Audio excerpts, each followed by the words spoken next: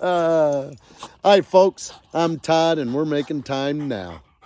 And today, what we're going to talk about is the things we learned when we purchased our truck camper.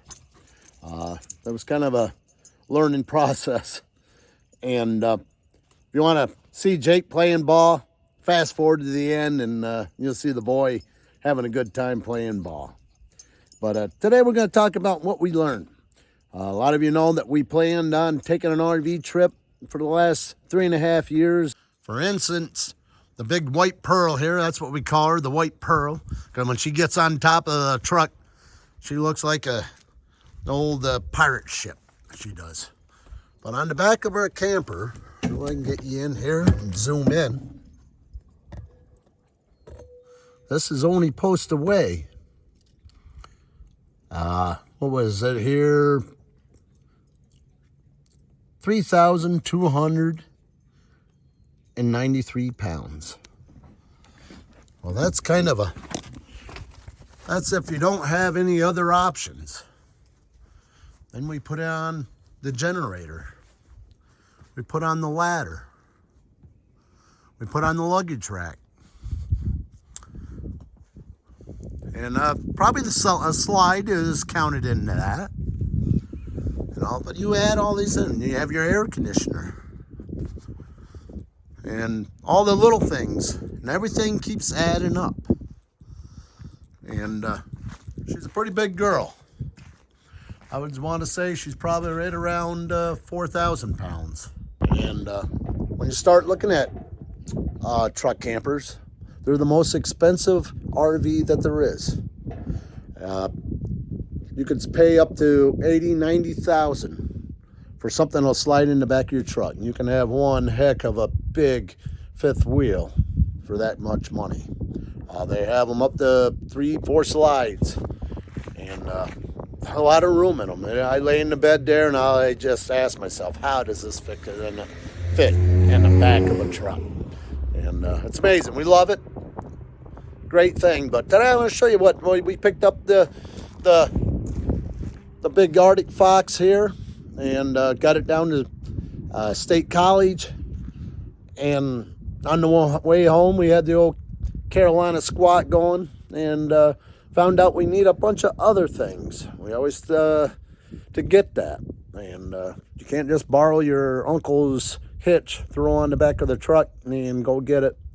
All the brackets are very model year Pacific, and it's pretty hard, and it's pretty important to get the right parts. So I'm going to show you some parts that we got. We have a new truck ordered, and we wanted to leave May 2nd, but it ain't going to be here until April 25th. It's the build date. So hopefully, God willing, about the middle of May, second week of May, we'll get it. Then we'll have a whole lot of things to throw on like real quick. So I'll show you the parts that we got and you need to get her to start driving like a sports car. So when we started looking at truck campers and seeing what parts we needed to be able to haul a truck camper, we found out you need these brackets right here. And like this one here slides in your tow hitch in the back on the sides. This piece here slides in the back, and this is made by Torque Lift, and it gets kind of pricey. This here is right around $800 and there we have these go in the back, and you have a set that goes in the front. Then you need this device here. What this does, this clamps. Take this here, that clamps onto the camper frame. And this here goes in the side loop, like so. Then you pull this handle down, and you have there's a little rubber washer in there, right there. And you have that pushed up flush. When you push it down, that pulls down a 1/2 inch. And that's supposed to give you the right tension, torque, to the truck body to the camper frame. And very important to have. This here, another $700-800 device. Luckily, these came with the camper. These are made by Torque Lift also, and they're one of the Cadillac models. Then we found out the truck. We had that Carolina Squat. You had the nose up in the air. So we went and bought some airbags to get rid of that. These made by Airlift. Depending on what brand you'll buy stuff, that's another $350-400 item and up. And that helps flatten it out. Then to get rid of that sway that goes back and forth on your frame, on your top leaf springs, on your frame, there's a little rubber bushing. As the camper comes down, it hits that, and when it sways, it'll keep on going, swaying back and forth, and when they'll hit. But you put these in here, these are big, they make contact more, and you'll get a little bit of a sway, and it'll come back and it'll level right out, and drive like a sports car. And this here, got this idea from Kenny of All Trades. Has a lot of good ideas, and a good channel. And what he did, he said he put on 40,000 miles on it. I put on a few miles on these here. What I did, I drilled the leaf springs. Ford, you have to drill them. Some of the rest already have holes on the end of the leaf springs. You take this wedge and you fill up that space. Forklift, they make torque lift,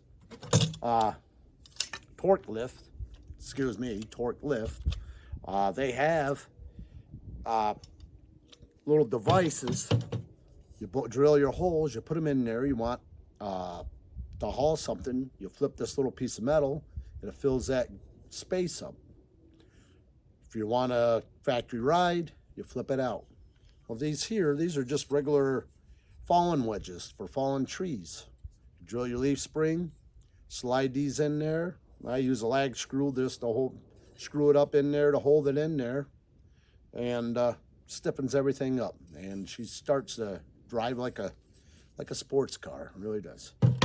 Then tires, to help you handle the more weight, because you have a truck camper, your weight's your enemy. You're pushing the weight all the time. To help support the tires, we went up one size. I believe they are 275.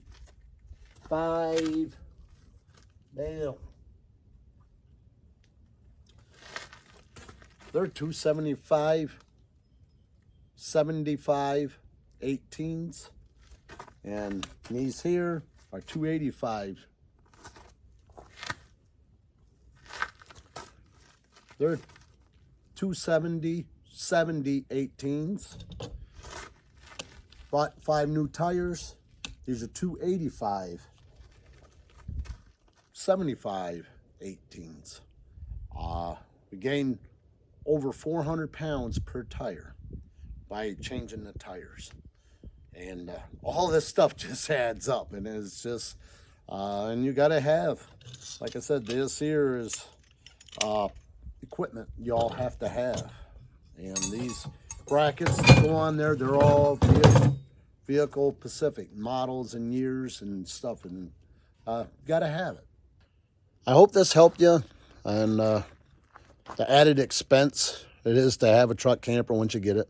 We love it. You can park in regular parking spots and really enjoy. I think it's going to be a great asset when on our trip to Alaska. And we're planning on having videos. Follow us all the way up through Alaska. We're going to try to get one a week. We've been trying this edited process. Bear with us. It's a learning curve. And share us, like us, subscribe to us. And just remember, tomorrow's not guaranteed. That's why we're making time now. Thank you.